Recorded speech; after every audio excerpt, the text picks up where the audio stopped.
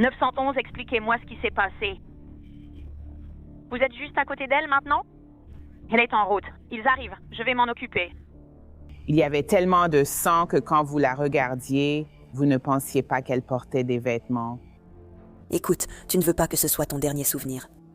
Une femme est assassinée de sang-froid et les enquêteurs font tout leur possible pour essayer de découvrir qui en est responsable. Est-ce qu'il fait des appels menaçants ou plutôt... Oh, du genre, laissez mon homme tranquille. Qu'est-ce qui est plus terrifiant que d'être une femme seule à la maison, que quelqu'un soit maintenant à l'intérieur et que tu te battes pour ta vie?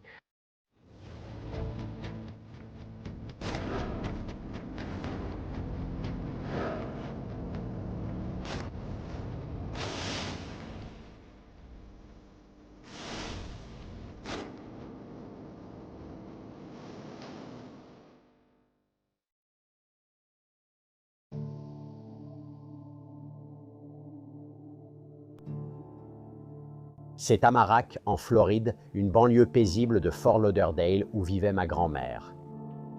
Tamarack, en Floride, dans le comté de Broward, est très familial. C'est une zone plutôt calme, Broward, plutôt un quartier avec une population plus âgée, avec de nombreux retraités. Je ne la considère pas comme une zone à forte criminalité. Mais le 13 juillet 2022, vers 15 heures, un appel d'urgence est passé au 911 et lorsque les secours arrivent sur les lieux, l'appelant les rejoint dans la cour devant cette résidence. Non, non. Oh mon Dieu. Tu vois la police? Oui, la police est avec les ambulanciers. D'accord. Les services du shérif du comté de Broward avaient reçu un appel au 911 d'un homme qui a déclaré qu'il était passé rendre visite à un ami. N'ayant pas eu de réponse, il a essayé la porte d'entrée et l'a trouvée ouverte. En ouvrant la porte d'entrée, il l'a trouvée à environ 3 mètres de l'entrée, allongée dans une mare de sang. Oui, ce bâtiment, celui-ci, juste ici. Es-tu avec eux en ce moment? Oui, je suis avec eux, tu es là, d'accord? D'accord, vas-y, attends et parle-leur. Elle est venue avec toi? Non, avec sa mère, mais sa mère est hôtesse de l'air. Non, il n'y a personne là-bas. Comment as-tu accès à la maison? Mon préféré. Ne touche à rien. Je vais la récupérer à l'arrière. Attends. Rovelto Robinson, l'homme qui a appelé le 911, guide les premiers intervenants jusqu'à l'appartement de sa petite amie, Kayla Hodgson, âgée de 23 ans. Quel numéro? Comment avez-vous eu accès? Je n'ai pas accès. Je l'ai appelée toute la matinée et elle ne répondait pas au téléphone. Je suis venu ici la première fois et j'ai juste frappé. Donc, quand je suis revenu, la deuxième fois, j'ai vu sa voiture dehors, je me suis dit, elle doit être là. Donc, quand je suis venu, j'ai frappé très fort et elle avait le petit chien et elle n'a pas répondu. J'ai juste essayé la porte et je l'ai ouverte. Elle était par terre. Oui? La porte n'était pas verrouillée. Es-tu déjà entré dans la maison? Je viens d'y entrer, oui, et je suis juste venu pour dire. Tu n'as vu personne là-dedans. L'appartement se trouve dans un immeuble de 4 étages. C'est un complexe plus récent. L'appartement est situé au 2e étage et les extrémités des couloirs étaient en quelque sorte à ciel ouvert. Son téléphone était littéralement. C'est comme ma petite amie. Juste ici. Pas d'enfant. Juste un peu dehors. À gauche, à gauche. Une personne doit entrer. C'est ça. Une fois que vous entrez dans l'appartement, la victime, Kayla Hodgson, était allongée à environ 3 mètres à l'intérieur de la porte d'entrée. Oui. Tu es là. Tu peux m'entendre juste là quand tu entres. Oui, elle est juste là. Je ne veux pas que tu sois comme ça. Il y avait du sang autour d'elle. Il y avait des traces de sang sur le sol. Ils ont regardé et vérifié les chambres et les salles de bain. Ils ont trouvé le chien de Kayla dans l'une des chambres, puis ils sont sortis de l'appartement et ont alerté les enquêteurs de la brigade criminelle. Nous avons enfin été appelés à intervenir et prendre en charge l'enquête.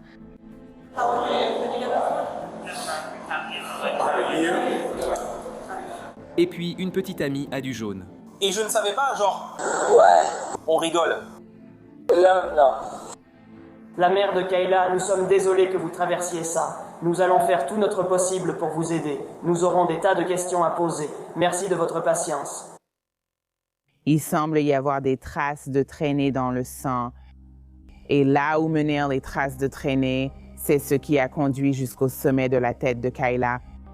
Et Kayla était par terre. Elle était couverte de sang. Il y avait tellement de sang que quand on la regardait, on aurait cru qu'elle ne portait pas de vêtements, mais en réalité, elle avait une robe, sauf que la robe était complètement imbibée de sang, donc on aurait dit qu'il y avait encore plus de sang. Oui, c'est ça. Celle-ci sera... À la machette. Ils ont saisi les ambulanciers, m'ont jeté au sol. Je parle de la poitrine. Kayla a subi environ 36 plaies distinctes par arme blanche ou en taille, dont la majorité était concentrée le long de son côté gauche, de son visage et de son cou.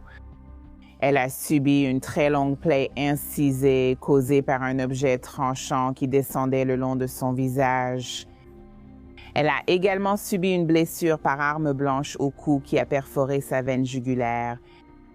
Il était évident d'après les blessures que cette personne voulait que Kayla meure.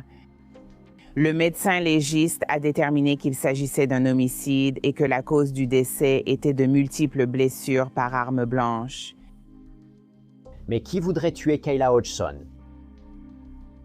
Kayla était une femme brillante et pétillante dans la vingtaine qui semblait profiter pleinement de la vie. Elle était très aimée par sa famille et ses amis. Kayla travaillait comme serveuse en service VIP.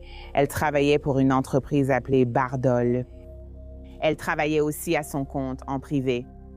Elle avait plusieurs emplois différents, mais elle travaillait dans le secteur de la restauration, notamment comme serveuse en service VIP, serveuse en salle, barmaid, et voyageait beaucoup entre New York et Tamarack.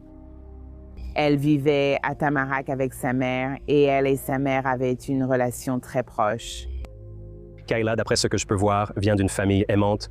Sa mère, Diane, l'a décrite comme une belle personne qui aimait vraiment la vie, qui profitait de sa vingtaine, savourait chaque instant, voyageait avec des amis et profitait simplement de la vie. Maintenant, alors que les forces de l'ordre commencent à sécuriser la scène du crime, des membres de la famille de Kayla commencent à arriver à l'appartement.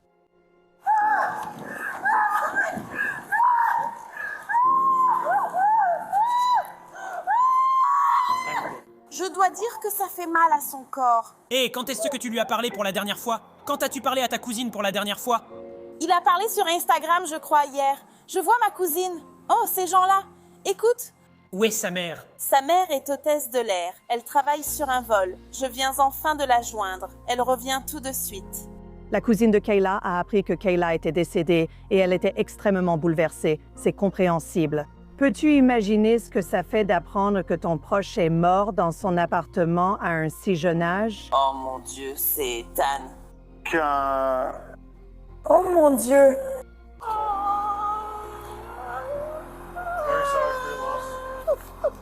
Comment tu t'appelles, Emily? Mélanie. Mélanie. Est-ce que quelqu'un est ici avec toi, Mélanie? Très bien, revenons à toi. Allons là-bas. D'accord? Tu as besoin d'aide pour te lever? Allez, viens. Allez, viens. Allez, on va t'aider. La mère de Kayla, Diane, rentre à la maison seulement 5 heures après que le corps de sa fille a été découvert. Kayla vivait avec sa mère dans cet appartement, mais sa mère était hôtesse de l'air et elle était en vol pour son travail quand c'est arrivé, donc il a fallu la prévenir. Elle a dû recevoir un appel téléphonique lui annonçant que sa fille était morte. Maman, tu veux t'asseoir? Vous pouvez rester ici si vous voulez. On peut y aller? C'est juste plus d'intimité. Je comprends, madame. On va bientôt faire descendre le corps. Et le frère de Kayla est maintenant aussi arrivé à l'appartement de Kayla et de sa mère. Je sais. Je suis désolée, je ne veux pas voir. Je veux juste voir ça. Monsieur, elle n'est plus ici. Est-ce qu'il est là? Où est-il? Où est-il? Puis-je vous aider à vous relever? Lorsque les forces de l'ordre enquêtent et préservent une scène de crime, elles doivent pouvoir travailler et, en quelque sorte, elles ont dû aider le membre de la famille à se relever et à l'escorter pour qu'elle puisse continuer à enquêter sur la mort de Kayla. Oh mon Dieu! Dans une scène absolument dévastatrice capturée par la caméra piéton de la police, la famille de Kayla demande à prier auprès du corps de Kayla avant qu'elle ne soit transportée à la morgue. Nous savons. Père Céleste, Nous venons d'apprendre à préserver notre âme.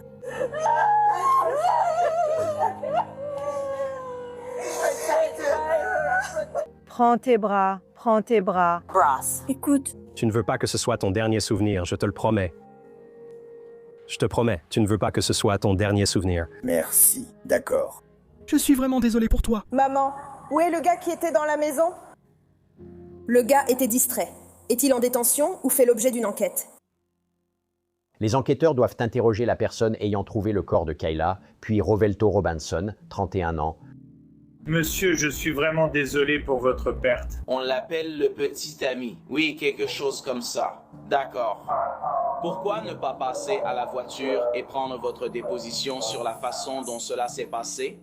L'une des premières choses que nous faisons sur les lieux, c'est parler à un témoin. Mon partenaire était arrivé quelques instants avant moi, donc il avait déjà commencé à le faire et m'a donné un bref résumé de ce que la personne qui avait appelé le 911 avait déclaré.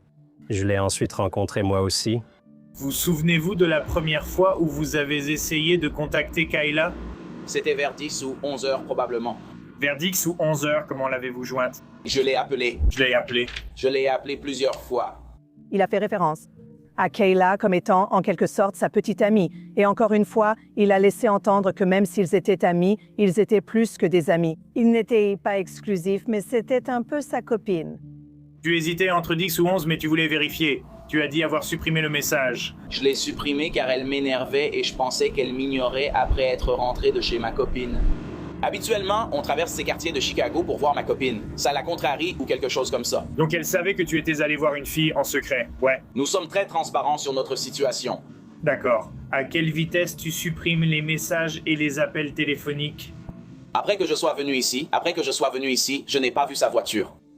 Et j'ai frappé à la porte et elle n'a pas répondu. Donc je me suis dit, là je suis énervé. Il a aussi pu leur dire qu'il avait été fâché contre Kayla et qu'il avait supprimé tous ses contacts. Maintenant, ils essaient de trouver un mobile et une personne qui a tué Kayla. Et quand on entend qu'il était assez en colère pour supprimer tous les contacts, ils doivent enquêter davantage. Cela voulait-il dire qu'il était assez en colère pour s'en prendre à Kayla?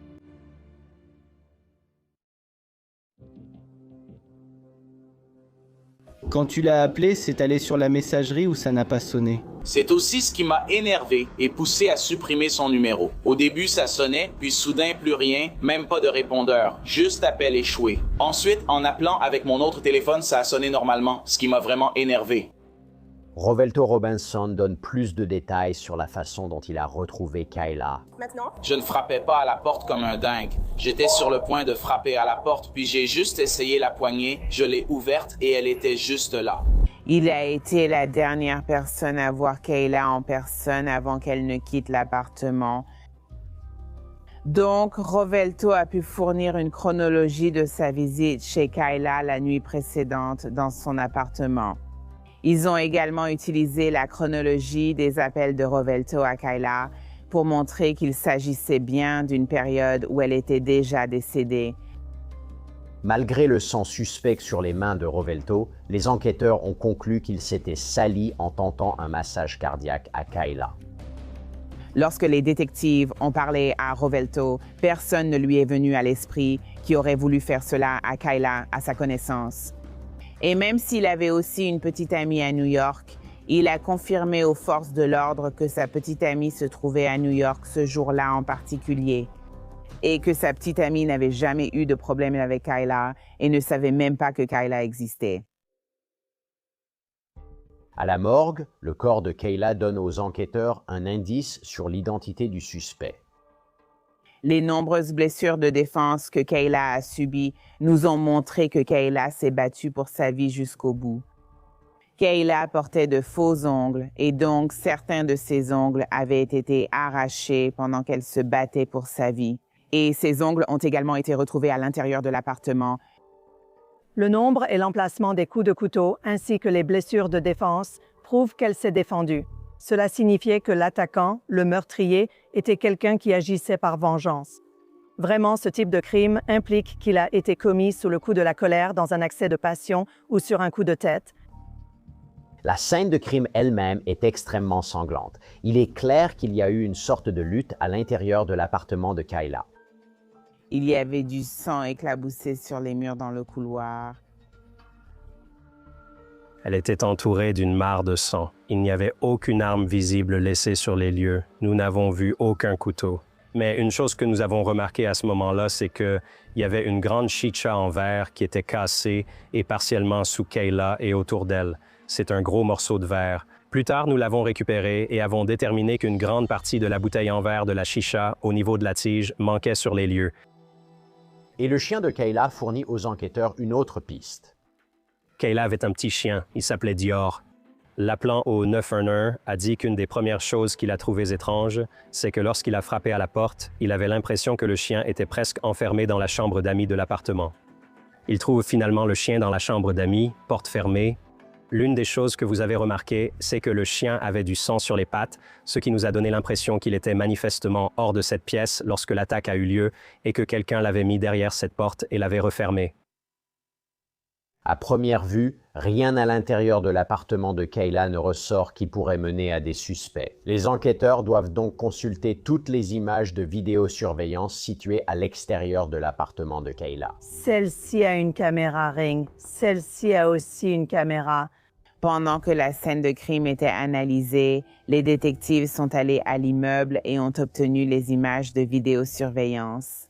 Pour l'immeuble où vit Kayla, ainsi que pour l'immeuble juste à côté de celui de Kayla.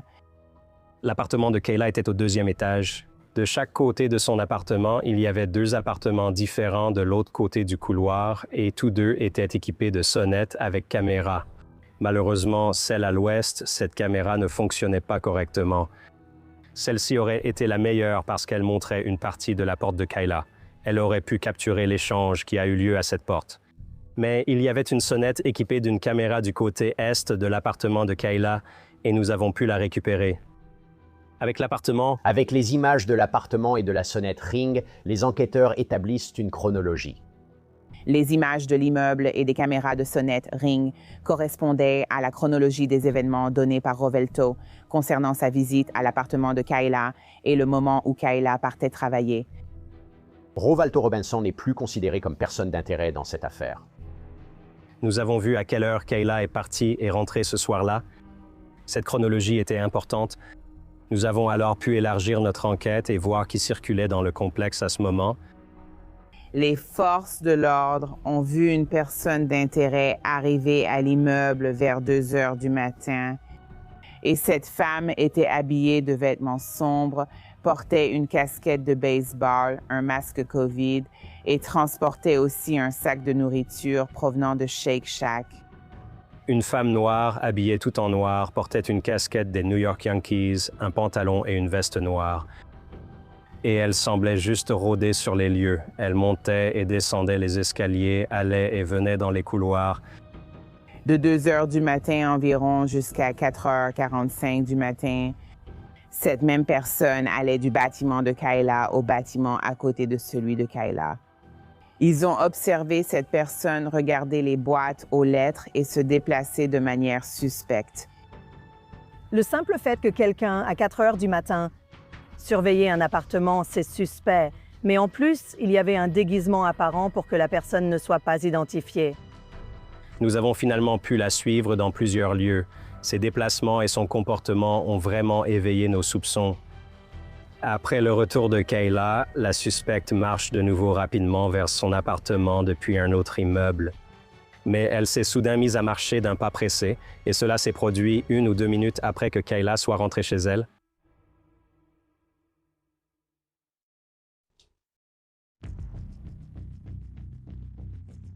Les détectives ont pu voir la suspecte passer devant les portes qui menaient en quelque sorte à l'appartement de Kayla. Nous ne voyons plus la suspecte sur la vidéo pendant près d'1 heure. On pouvait tout de suite dire que c'était la même suspecte rien qu'à sa silhouette. Elle avait une silhouette particulière et porte maintenant une tenue différente. La suspecte a été vue très clairement sur la caméra en train de quitter l'immeuble de Kayla, vêtue d'un sweat à capuche que la mère de Kayla a identifié comme provenant de leur domicile. Il y avait aussi une paire de sandales que Kayla et sa mère partageaient et la suspecte a été vue en train de partir chaussée de ses sandales. La suspecte portait également un sac de course qui a été identifié comme ayant été emporté de cet appartement aussi. Il y a tellement de raisons différentes pour lesquelles cela me semblerait suspect. Premièrement, pourquoi porterait-elle les vêtements de Kayla? Deuxièmement, pourquoi a-t-elle changé de vêtements tout court? Et troisièmement, essaie-t-elle seulement de déguiser son apparence pour faire croire que c'était Kayla qui quittait l'appartement?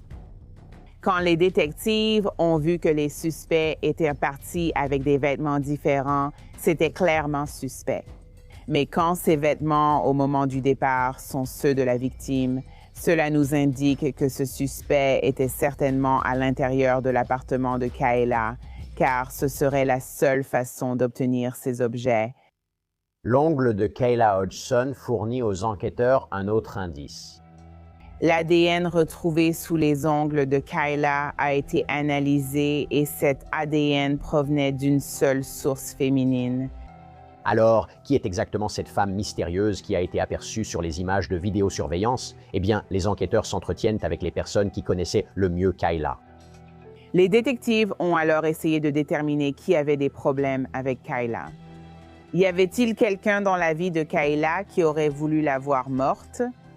Quand ils ont parlé à la propriétaire du bar Dolls, l'employeuse de Kayla, elle n'a pensé à personne qui aurait eu des problèmes avec Kayla.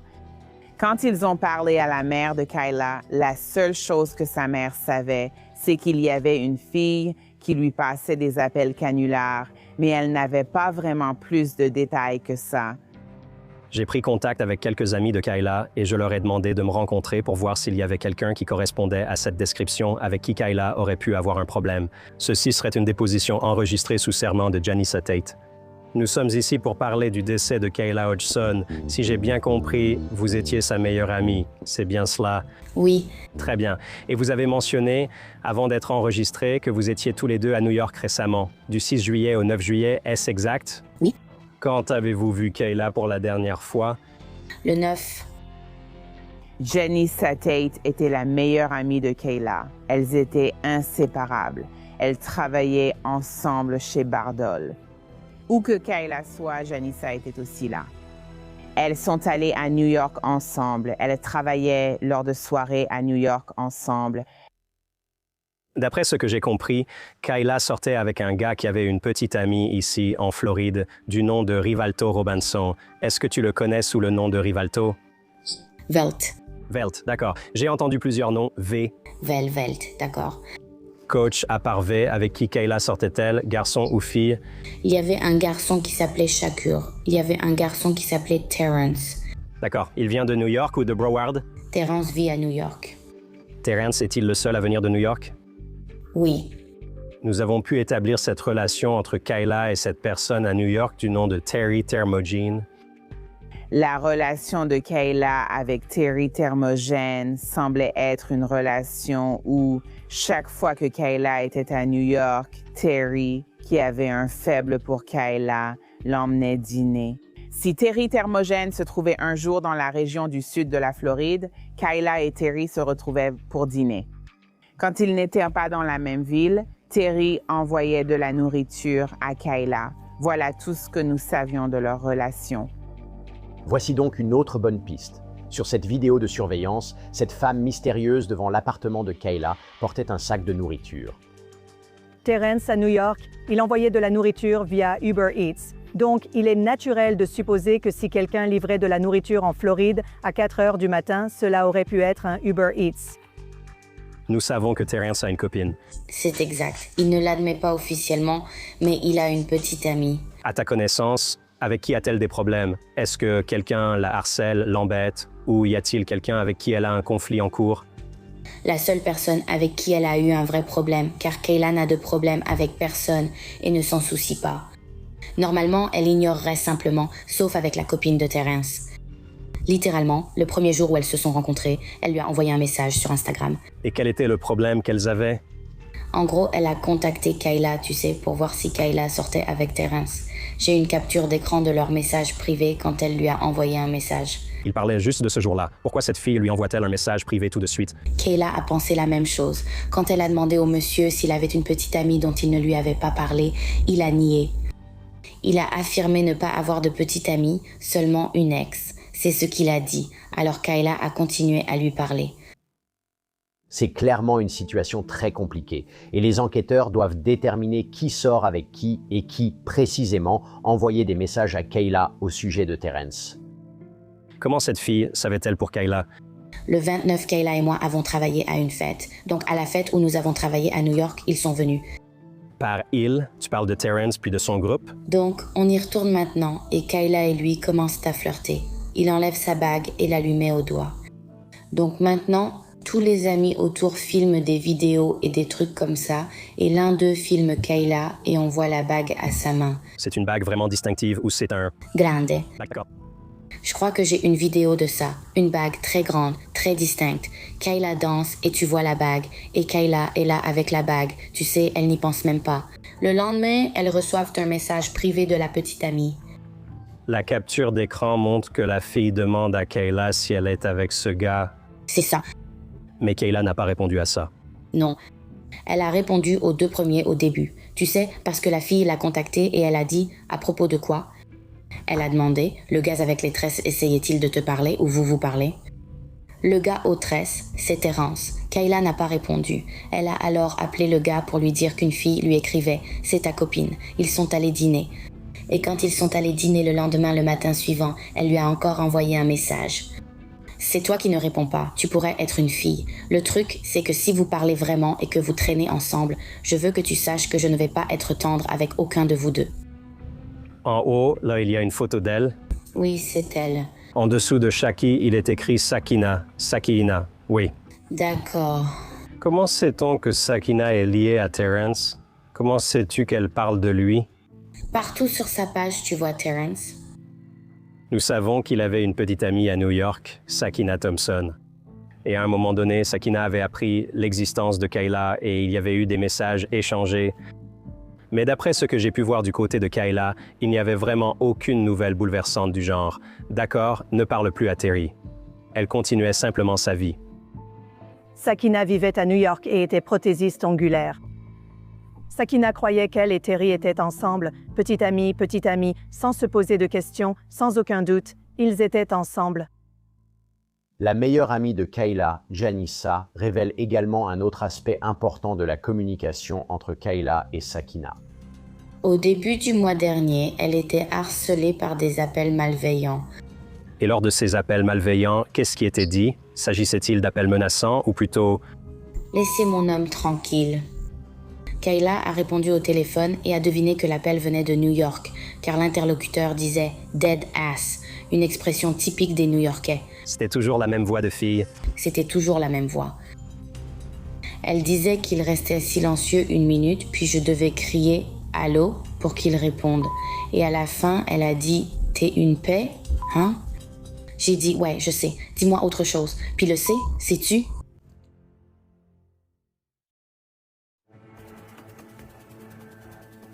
Le jour où Kayla a été retrouvée morte dans son appartement, sa mère, Diana, et son petit ami en quelque sorte, Rovelto Robinson, ont tous les deux mentionné quelque chose dans leur déclaration à la police qui s'est avéré être un indice crucial. Y a-t-il un point important auquel je n'ai pas pensé ou que je n'ai pas abordé selon vous?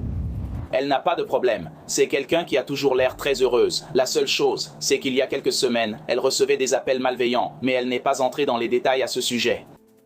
Nous avons reçu des informations de la part d'amis et de la famille selon lesquelles Kayla avait récemment, vous savez, depuis quelques semaines, voire quelques mois avant l'homicide, commencé à recevoir ce qu'elle appelait des appels malveillants d'une femme. La meilleure amie de Kayla, Janissa Tate, qui est interrogée par la police du comté de Broward, révèle qu'elle a vu Sakina Thompson en personne à New York. Il l'appelle sans cesse pendant son trajet et la supplie « N'entre pas chez Showtime, s'il te plaît, je t'en prie, n'entre pas ». Et je la regarde et je lui dis « La fille doit être à l'intérieur, tu vois. Il n'y a pas d'autre raison pour laquelle il ne veut pas que tu entres. » Donc, on a fini par arriver chez Showtime et il a fini par l'appeler parce qu'il nous a vu nous garer. Et il lui dit « Viens à ma voiture. » Finalement, j'ai quand même fini par entrer. Je lui ai d'abord écrit « La copine est là. Je l'ai vue au bout du bar en train d'attendre. » Donc tu l'as vue là-bas et elle était juste assise toute seule. Est-ce qu'elle était avec quelqu'un? Seule, main croisée au bout du bar, sans verre, juste assise. C'est là qu'était le gars que j'allais rencontrer. Je lui ai fait un câlin. J'ai baissé les yeux et je l'ai vu. Elle m'a regardée, puis a cherché Kayla derrière moi sans la trouver. Elle est restée assise un moment, attendant de voir si elle viendrait. L'endroit a fermé, elle s'est levée et est partie. Donc Kayla n'est jamais entrée. Ils sont allés dans un autre endroit ensemble, lui et elle. Puisque Janissa sait à quoi ressemble Sakina, les enquêteurs lui montrent les images de surveillance de la nuit où Kayla a été assassinée. Lorsque Janissa a regardé la vidéo de surveillance de l'immeuble, l'une des choses qu'elle a reconnues était le profil de la suspecte. Elle a reconnu que la femme sur la vidéo avait une forte poitrine. Elle a reconnu la démarche de la suspecte. Qu'y avait-il dans cette vidéo qui t'a rappelé Sakina?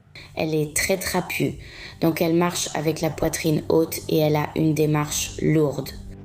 C'est une démarche très particulière. Comme toi, tu as une démarche particulière à cause de la forme de ta poitrine. Et elle a une poitrine énorme. Et le profil de son visage accentue aussi cette impression de lourdeur. Et puis sa démarche, c'est vraiment très marqué. Elle tape du pied quand elle marche. Sa démarche est lourde. Oui. Ça a vraiment du sens que ce soit elle. Elle était vraiment obsédée mentalement. Cette fille ne laissait pas Kayla tranquille, tu sais. Ce gars parle à de nombreuses filles à New York. Je suis allée à New York et il était avec une autre fille. Mais je pense que le fait que Kayla était magnifique, tu sais, Terrence la voulait vraiment et il était persévérant, il insistait, il la faisait venir en avion, il lui envoyait de la nourriture. Tu vois, il était persévérant. Je pense qu'elle avait l'impression que Kayla était une menace. Finalement, une de ses amies a pu me donner la page Instagram de cette fille, Sakina Thompson. Salut tout le monde, je m'appelle Sakina, je viens de New York. Je suis prothésiste ongulaire à plein temps. Je ne sais pas trop quoi dire, mais bienvenue sur ma chaîne. Je ne voulais pas que la première vidéo commence directement avec quelque chose. Mais ici, je vais parler de beauté. Principalement des ongles, du maquillage, des swatchs, des hauls, des looks du jour, un peu de tout. La détective Kuchler a ensuite fait défiler le compte Instagram de Sakina Thompson. Il a remarqué qu'il y avait certains vêtements que la suspecte portait sur la vidéosurveillance de l'immeuble. La vidéosurveillance de l'immeuble concernait une marque de vêtements que la détective a également retrouvée portée par Sakina Thompson sur des photos de son compte Instagram. Je suis la meilleure oratrice de ce film. Il y avait aussi une paire de chaussures Prada que le suspect portait et exactement les mêmes chaussures Prada ont été retrouvées sur le profil Instagram de Sakina Thompson où elle portait ces mêmes chaussures. Il a également zoomé lorsque la suspecte tenait son téléphone portable. Ce qui a surtout attiré l'attention, c'était la coque de son téléphone. À un moment donné dans la vidéo, la suspecte a fait semblant de regarder les boîtes aux lettres de l'immeuble et, en même temps, elle a retourné son téléphone. Et quand elle a retourné le téléphone, j'ai pu voir le fond d'écran sur l'écran de son téléphone. Et il se trouve justement que sur l'Instagram de Sakina Thompson, elle tient son téléphone dans la main et le même fond d'écran est visible sur cette photo.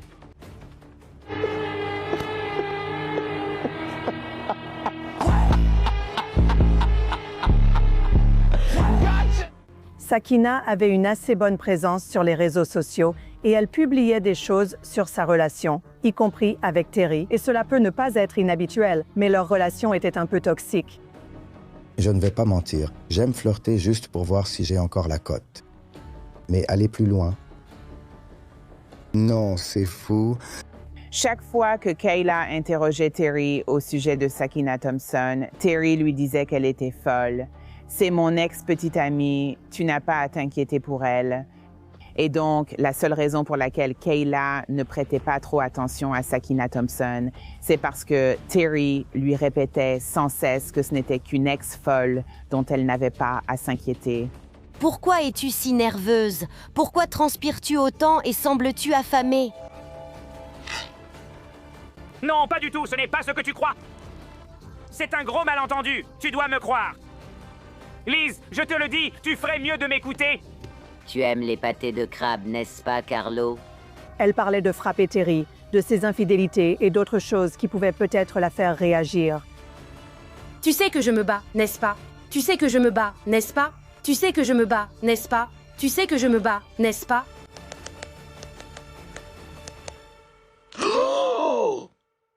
Les enquêteurs ont retrouvé le numéro grâce au message WhatsApp fourni par Janissa. Ce numéro de portable appartenait aussi à Sakina Thompson. J'ai ainsi obtenu un mandat pour l'historique de ces données téléphoniques situant la suspecte dans le sud de la Floride lors du meurtre de Kayla Hodgson. Le détective Ian Kuchler a pu identifier qu'une certaine Sakina Thompson avait voyagé de New York à Fort Lauderdale avant l'homicide. Je me disais que je n'allais pas aller regarder leur page.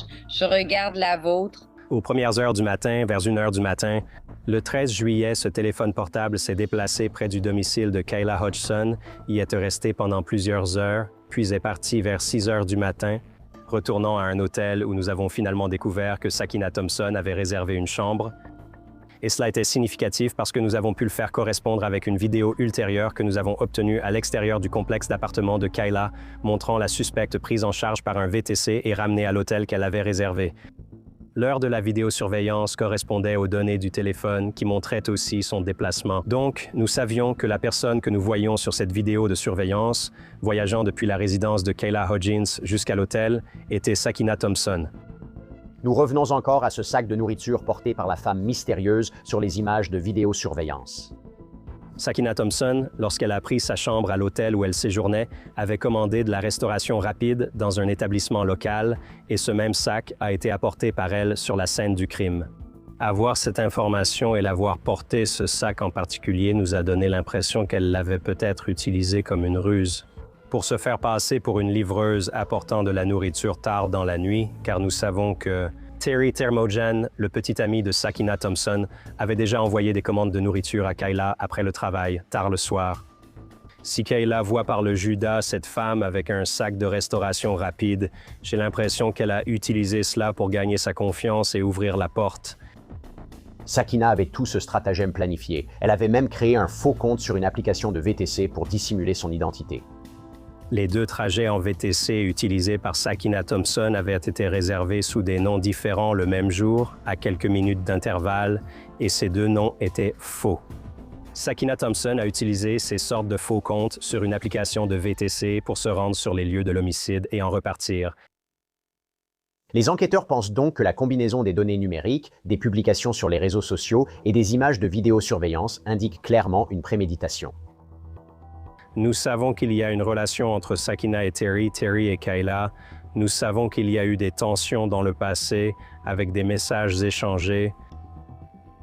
Et Kayla venait tout juste d'être à New York et nous savons qu'elle a eu des contacts avec Terry pendant qu'elle s'y trouvait.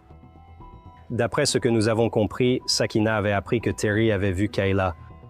C'était le 9 juillet. Je vais aller chercher une arme et je vais revenir pour tout faire exploser. Donc, le 10 juillet, Sakina Thompson réserve son vol. Le 12 juillet, elle est déjà ici, en Floride du Sud. Parmi les points abordés ici figure l'intention. Une personne prend l'avion depuis New York et réserve un hôtel. En si peu de temps, entre le 9 juillet et le 12 juillet, tout cela avait été planifié. Vous aviez largement le temps de reconsidérer vos actions.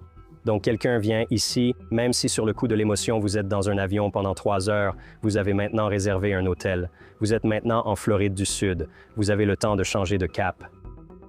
Et les enquêteurs ont également découvert que près d'1 an avant le meurtre, Sakina semblait traquer Kayla en ligne. Nous avons appris plus tard que les premières interactions sur Instagram avaient eu lieu bien avant ce qu'on nous avait initialement dit. Janissa a fourni des captures d'écran qui le montraient. Environ 1 an avant le meurtre de Kayla, Sakina Thompson a contacté Kayla sur son compte Instagram et lui a demandé de lui parler. Elle voulait que Kayla l'appelle. Et à ce moment-là, Kayla a bloqué Sakina Thompson et n'a jamais répondu à ses messages.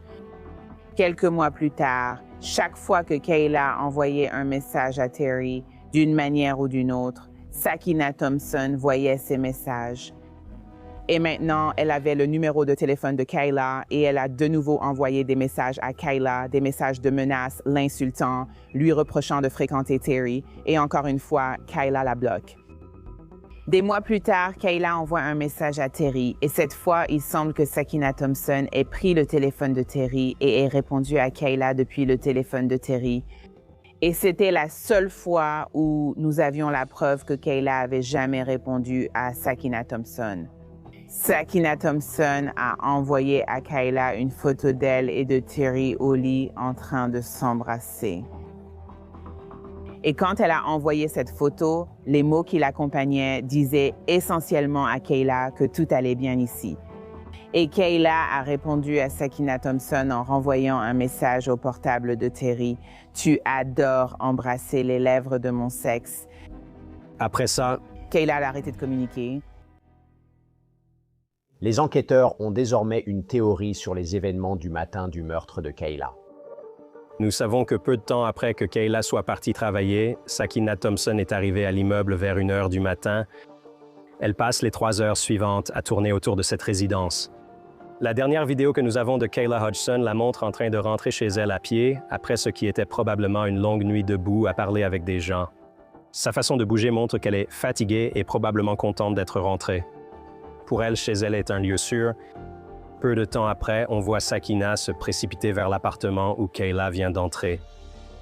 Comment Sakina a accédé à cet appartement, nous n'en sommes pas certains. Mais ce que nous savons avec certitude, c'est qu'à un moment donné, la porte d'entrée de l'appartement s'est ouverte, très probablement par Kayla, pour voir qui était à la porte. Et juste à l'intérieur de l'entrée, c'est là que l'on peut voir, d'après les preuves, qu'une lutte s'engage et qu'il y a des dégâts sur les murs. Il y a des traces de sang sur les murs. En fait, cela continue dans un couloir un peu sur la gauche. Kayla luttait pour survivre dans cet appartement. Quoi de plus effrayant pour une femme seule que de voir quelqu'un entrer chez elle et devoir se battre pour sa vie? La quantité de sang, même après qu'elle a été poignardée, montre qu'elle essayait encore de se battre et de bouger. Si l'attaque s'est poursuivie un peu dans l'appartement, elle a finalement abouti à la porte d'entrée. Peut-être qu'elle essayait de faire sortir la suspecte, de la pousser dehors, de lutter avec elle. Mais à un moment donné, les blessures qu'elle a subies étaient tout simplement trop graves. Kayla a finalement fini derrière la porte d'entrée.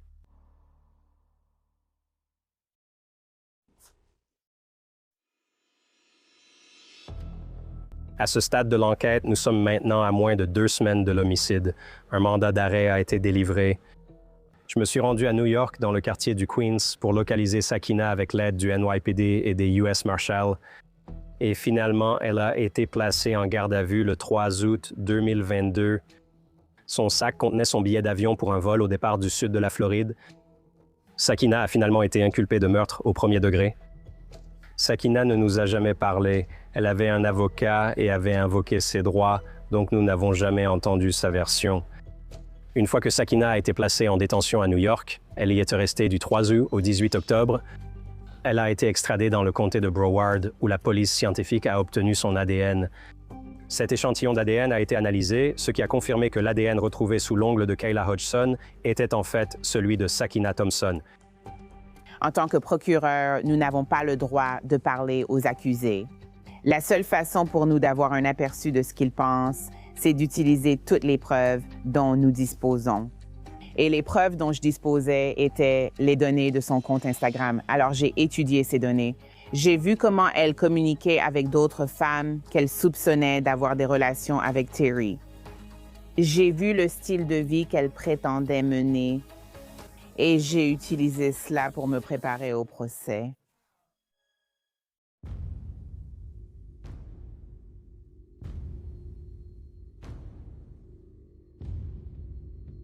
Le 30 septembre 2025, le procès de Sakina Thompson commence avec les déclarations liminaires. Et c'est la procureure Tanya Johnson qui ouvre les débats.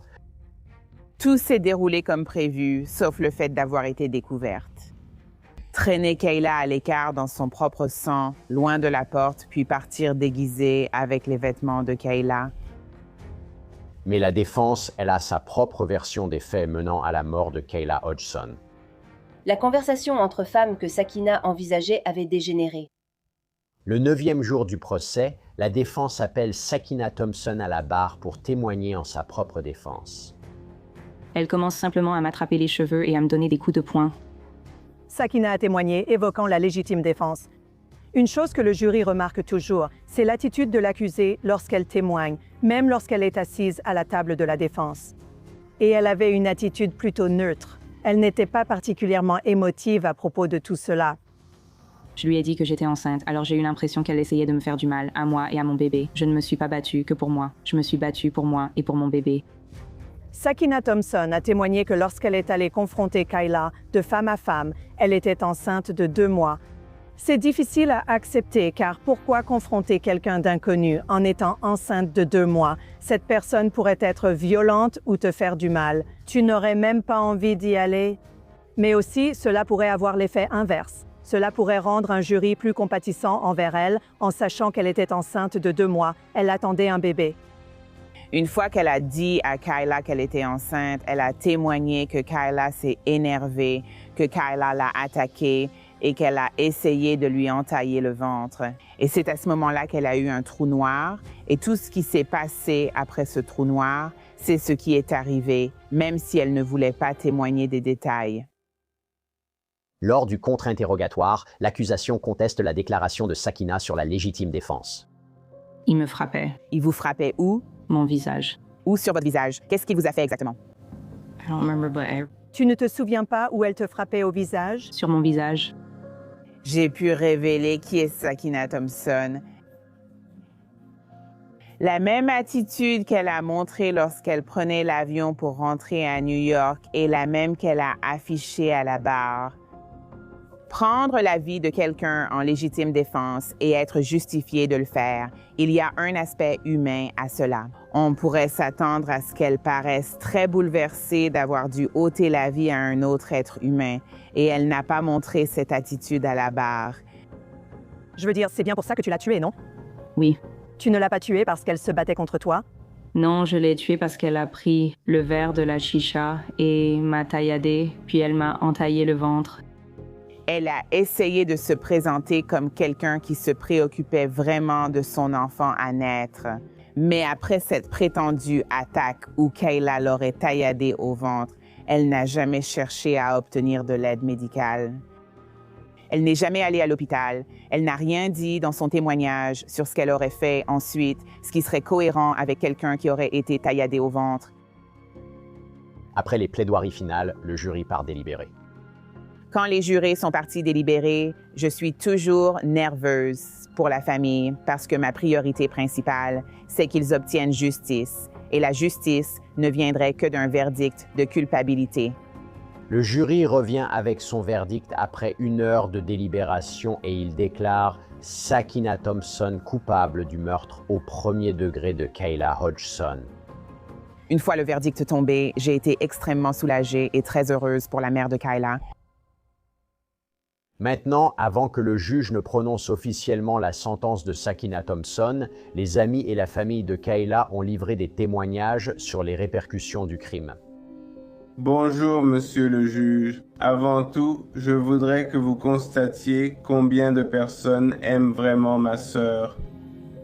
Il y en a beaucoup d'autres, et je ne peux pas en dire autant pour vous.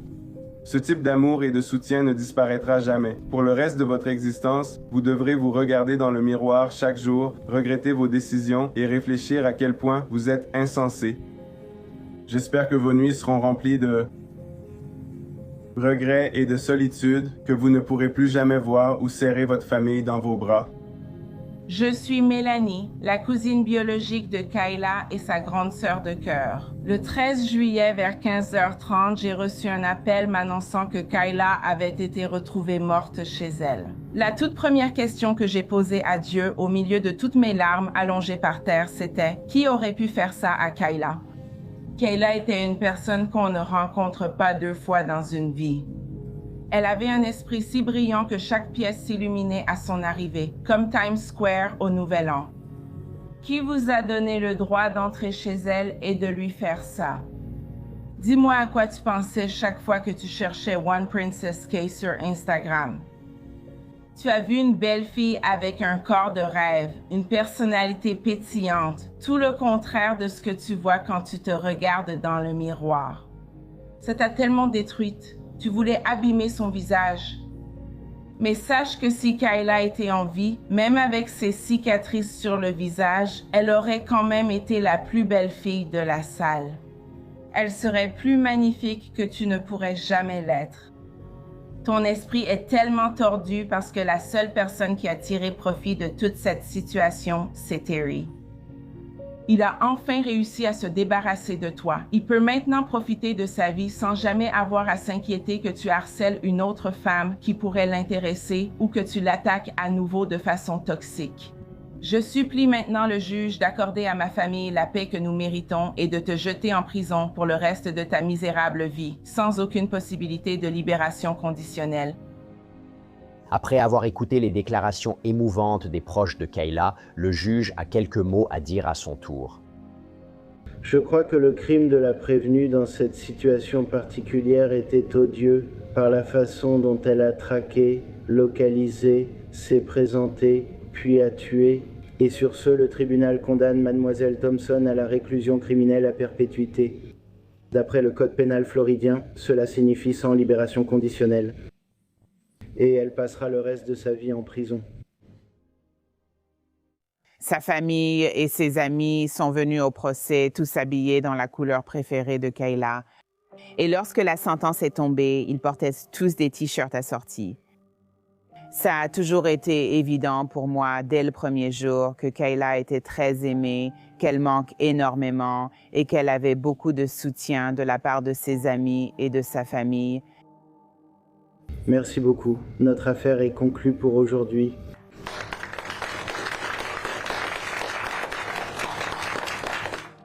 Sakina Thompson a eu son bébé alors qu'elle était en prison. Après la naissance de l'enfant par Sakina, Terry Thermogen est finalement apparu et est venu dans le sud de la Floride, nous permettant ainsi de le rencontrer. C'était un gentleman, nous avons brièvement parlé de l'affaire. Il voulait consulter son avocat avant d'aller plus loin, mais n'en a plus eu l'occasion. Il a ensuite pris la garde de l'enfant. C'est tellement triste de penser que la vie de cette jeune femme, alors qu'elle entrait à peine dans l'âge adulte, a été fauchée parce qu'une autre femme se sentait menacée par elle. J'étais satisfait du verdict de culpabilité, mais il n'y a aucun plaisir dans ce genre d'affaires. Sakina Thompson passera le reste de sa vie en prison. Il y a un enfant qui se retrouve maintenant sans sa mère, et il y a Kayla Hodgson. Plus important encore, sa famille ne peut même plus lui rendre visite. Aucune satisfaction à obtenir une condamnation dans ce genre d'affaires. C'est à cause d'un garçon, de jeunes filles qui se battent pour un garçon, si on veut simplifier les choses. Mais en réalité, il y a bien plus que ça, et tout cela concerne Sakina Thompson. C'est là que son état mental, sa morale ou sa façon de penser entrent en jeu. C'est très triste de voir une vie perdue de façon aussi tragique à un si jeune âge, pour rien. Tout cela était pour rien. Il n'y avait aucune menace que Kayla puisse représenter pour Sakina Thompson, qui a une relation avec Terry, là-bas à New York. Et donc, aller jusqu'à prendre l'avion pour venir ici et tuer quelqu'un, je veux dire, c'est vraiment effrayant qu'il y ait des gens dans ce monde capables de faire ça. Et Kayla ne méritait pas ce qui lui est arrivé, surtout dans le sanctuaire de son propre foyer.